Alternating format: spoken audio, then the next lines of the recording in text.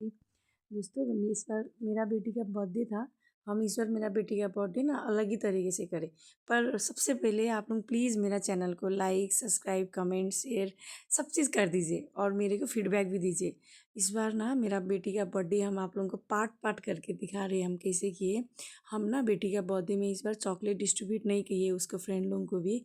हम एकदम dry fruits और आप लोग देख रहे हैं ये सब चीज़ हम घर पे ही रोस्ट करके हम एक जिपलॉक में पैक करके फिर उसमें हम मेरा बेटी का थैंक यू कार्ड कार्ड की स्टिकर क्या बोलता है इसको कार्ड स्टिकर बना के उसमें लगा के मतलब पता तो चलना चाहिए ना कि क्या दिया है या तो फिर भाइदुज टिकामा पनि हुन्छ नि त्यस्तै त्यही भएर अनि हामीले भाइटिकामा पनि त्यस्तै ड्राई फ्रुट्स प्याक गरेर हुन्छ है ड्राई फ्रुट हुन्छ त भाइटिकामा पनि यस्तै अनि एकदम बच्चालाई युज हुने टाइपको रिटर्न गिफ्ट पनि अनि उनीहरूलाई दिने जुन चक्लेट्सको ठाउँमा यो जुन दिएको छु नि ड्राई फ्रुट्स त्यो पनि उनीहरूलाई लाइट स्न्याक्स पनि हुन्छ प्लस हेल्थको लागि प्रब्लम पनि हुँदैन भनेर म चाहिँ नानी लिएर हामी बुढाबुढी नै नानी लिएर स्कुल गयौँ मर्निङ फर्स्ट आवरमा है अनि उसलाई स्कुलमा गएर उसको म्यामलाई सबै मैले कलेक्ट दिएँ नानीको साथीहरूलाई दिने रिटर्न गिफ्ट उसको स्कुलमा म्यामहरूलाई अनि नानी एकदमै धेरै खुसी थियो मेरो कि उसलाई पनि मन परिरहेको थियो म इन जेनरली उसलाई पनि भरसक यसरी चक्लेटहरू खान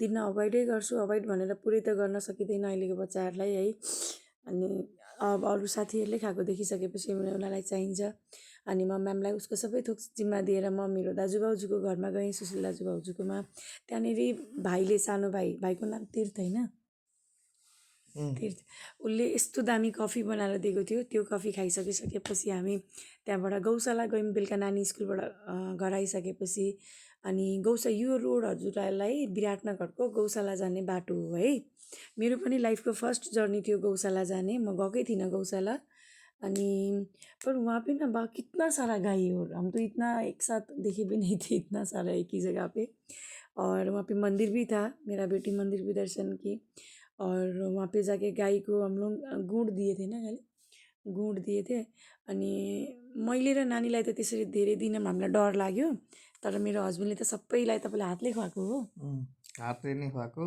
तर धेरैलाई एकचोटि दाँतले टोकिदियो अनि त्यसपछि धेरैलाई त्यही त्यो चारा खाने ठाउँमै राखिदिएको थिएँ ए अनि मैले चाहिँ एकचोटि दिएको थिएँ एक दुईवटा सानो सानो गाईहरूलाई चाहिँ गाईको त्यो उयोहरूलाई बाछाहरूलाई तर कस्तो क्या माया लाग्दो है रमाइलो भएको थियो राम्रो लाग्यो यसपालि नानीको बर्थडेको दिन अनि प्लस मेरो मम्मी पापाको एनिभर्सरी पनि थियो नि त अनि मेरो हस्बेन्डको मम्मी पापा मेरो इनलज उहाँहरूको एनिभर्सरी थियो अनि त्यसपछिबाट मेरो नानीको बर्थडे र उहाँहरूको एनिभर्सरी एक दिन अगाडि पछाडि पर्छ अनि हामीले योचोटि दुइटैलाई उयो गरेर उहाँ गएको थियौँ अब मेरो मम्मी चाहिँ हुनुहुन्न अहिले सधैँ पनि मम्मीलाई यो सब काम एकदमै मनपर्छ उहाँलाई गाईहरूलाई यसरी अनाजहरू दिएको अनि गुडहरू लगेर दिएको खानेकुरामा त्यही भएर गएको थियौँ अनि गाईलाई त्यहाँनिर खुवायौँ धेरै लगभग हामी आधी घन्टा 45 मिनट धेरै रुक्यौँ है त्यहाँ पनि गौशालामा कति बेर रुकेको आधी नि घन्टा 45 मिनट अनि त्यसपछि मेरो हस्बेन्ड पनि एकदमै खुसी उहाँको एक्सपिरियन्स तपाईँ खुसी हुनुहुन्थ्यो नि गौशालामा मक्क परे यसपालि छोरीको बर्थडे नि मतलब एकदम अनएक्सपेक्टेड तरिकाले तर कस्तो राम्रो खालको भयो क्या अनि त्यहाँ गएर गाईलाई सबै थोक खुवायौँ अनि मन्दिर दर्शन गऱ्यौँ ओऱ्यौँ अनि हामी त्यहाँबाट निक्ल्यौँ नानी एकदमै खुसी थियो उसले पनि उसको लाइफको सायद फर्स्ट हो नि यसरी उसले गाईलाई त खाना दिन्थ्यो तर यति धेरै गाईहरूसँग गौशाला चाहिँ गएकै फर्स्ट हो अनि हामी दुईजनै त्यहाँबाट नानी म हस्बेन्ड हामी त्यो बाटो त निक्ल्यौँ कि साथीहरू कुन बाटो निक्ल्यौँ हामी दुईजनालाई पनि थाहा थिएन अनि ऊ पनि कहिले त्यहाँ एकजना अङ्कल हुनुहुन्थ्यो उहाँलाई सोध्यौँ देवकोटा चोक जानु फेरि हामी त्यहाँबाट देवकोटा चोक निक्ल्यौँ अनि हामी भक्का आन्टीकोमा गयौँ हामीले भक्का खायौँ त्यहाँ गएर बेलुका अनि मैले भोलिपल्ट नानीको बर्थडेको सरप्राइज गरेको है यो भनेको आज बर्थडेको दिन फ्राइडेदेखि नै नानीको अलमोस्ट हामीले बर्थडेको उयो गरिरहेको थियौँ किनभने स्याटरडे त उसको स्कुल छुट्टी हुन्थ्यो नि त अनि Friday morning and Saturday morning चाहिँ उसलाई अब लागिरहेको थियो कि मम्मा पापाले केही पनि गर्छिन्न भनेर अनि बिहान सुतेर उठ्दा चाहिँ हामीले उसलाई सरप्राइज दिएको थियो ऊ एकदमै ह्याप्पी थियो उसको एकदम ख्वाइस थियो क्या कि मम्मा मेरो पनि बर्थडेमा यस्तो पनि हुन्छ रियलमा पनि भने जस्तो लाग्थ्यो उसलाई अनि अब मेरो नानी चाहिँ 5 इयर्स कम्प्लिट भएर 6 भएको अनि उसलाई 6 गिफ्टको एकदमै धेरै एक्सपेक्टेसन थियो अनि उसलाई उसको चाचु उसको फुपू बुवा दादु यता मामा माइजू आमु सबैले गिफ्ट दिनुभएको थियो अनि मैले सबैजनाको गिफ्ट त उसको 6 भन्दा पनि बेसी नै भएको थियो तर मैले उसको जुन एउटा थियो नि, हुन्छ नि मेरो एज 6 हो भने मलाई 6वटै ऱ्याप गरेको गिफ्ट दिनु भन्ने थियो।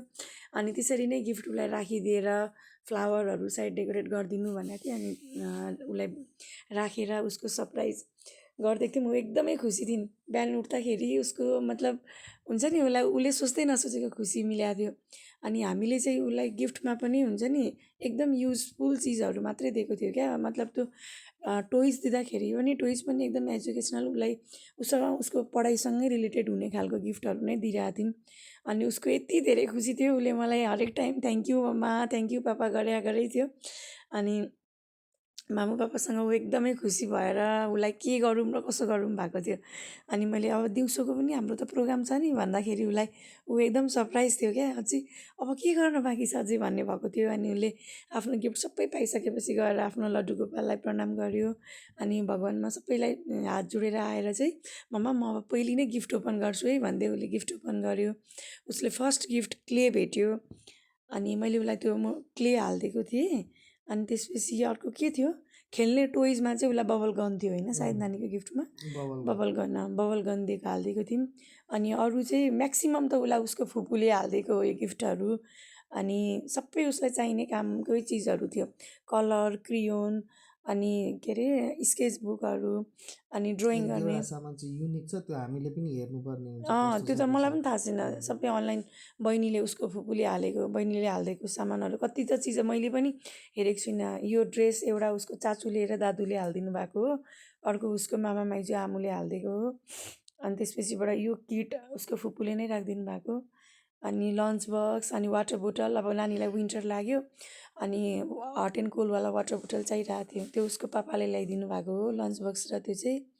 अनि यो उसले नानीले खोल्दै गरेको आई थिङ्क पाउच हो, पेन्सिल पर्स होइन म्याग्नेटिकवाला त्यो ड्रइङ बुक रहेछ। त्यो सबै यो उसको फुपूले नै हो। यो युनिकर्नवाला उसको तानी दिदीले हो। अनि ऊ एकदमै धेरै खुसी थियो। उसले एकदम अनएक्सपेक्ट सोच्दै नसोचेको गिफ्टहरू सबै पाएर उसलाई त्यो गिफ्ट खोल्न भ्याइन। उसलाई मन्दिर जान ढिलो भइरहेछ, पछाडि पापाले अम्मो भयो भन्दाखेरि पनि मम्मा म प्लिज गिफ्ट ओपन गरिसक्छु अनि मात्रै जान्छु भनेर पुरा बसेर सबै गिफ्ट अनप्याक गरेर अनि मात्रै ऊ मन्दिरको लागि रेडी भएको थियो। तर साथीहरू म हजुरहरूलाई भिडियो देखाइरहेको छु है, प्लिज प्लिज हजुरहरू जहाँबाट मेरो भिडियो हेर्दै हुनुहुन्छ मलाई सब्सक्राइब गरिदिनुहोस्, लाइक गरिदिनुहोस्, कमेन्ट गर्नुहोस्, मलाई सजेसन पनि गरिदिनुहोस् हामीले कस्तो खालको भिडियोहरू हुन्छ है, म पनि सिकि नै रहेको छु। अनि यो खासमा भन्नुपर्दा हामी हाम्रो नानीको लागि नै गरिरहेछौँ नि त डियर। उसलाई एकदमै मनपर्छ यसरी भिडियोहरू गरेको हालेको। उसले सधैँ भन्छ मम्मा गर्छु न, ऊ आफू गर्न खोज्छिन् अनि उसलाई हामी दिदिनँ त्यो भएर हामीले बनाएको हो। अनि म चाहिँ जान भ्याइनँ, मेरो हस्बेन्डले नानीलाई लिएर अष्टचिरञ्जीवी मन्दिर जानुभएको थियो। हनुमान मन्दिर प्राय गएको थिएँ, कहाँ गएको अरे पञ्चमुखी बालाजी मन्दिर गएको थियौँ गुद्रीमा। अनि त्यसपछि शनि मन्दिर गएको थियौँ। होइन शनि मन्दिर पञ्चमुखी बालाजी त आप तो रोज ही जाता है ना, त्यो त प्रत्येक शनिबार सैटरडे रोज स्याटरडे गएर नानी मेरो नानी चाहिँ उसको पापासँग जहिले शनिबार पञ्चमुखी बालाजी हनुमान मन्दिर अनि त्यसपछि यता शनि मन्दिर जाने गरेको छ। अनि शनि मन्दिरमा त अब त्यस्तो प्रसादहरू केही पनि दिनुहुन्न नि त, त्यहाँ पण्डितजीहरू जो बसेकोले जान्छ। अब बच्चालाई त प्रसादको एक्सपेक्टेसन है, मम्मा मलाई त्यो ब्ल्याकवाला मन्दिरमा जाँदाखेरि किन त्यहाँ कहिले प्रसाद दिनुहुन्न भनेर उसले सोधिरहेको थियो। अनि त्यस्तै हो बेटा त्यहाँनिर तिमीले दिने हो भनेर भने। उसलाई हनुमान मन्दिर चाहिँ एकदमै मनपर्छ, त्यहाँ जाँदाखेरि प्रसाद दिइदिन्छ। अनि उसलाई पेँडा मनपर्ने, अनि प्रायः उसले प्रसादमा पेँडा पाउँछ।